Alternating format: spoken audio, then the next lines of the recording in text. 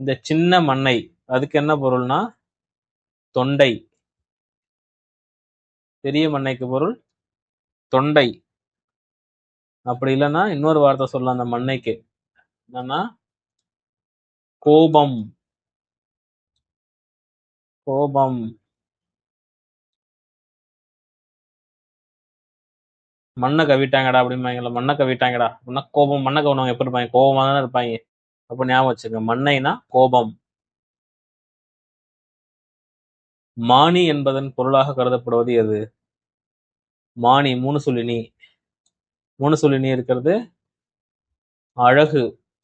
அப்படி பிரம்மச்சாரி ரெண்டுமே வரும். அப்படின்னா இவை இரண்டும் வரும். அதுக்கு மானிங்கிறதுக்கு அழகும் வரும், பிரம்மச்சாரியும் வரும்.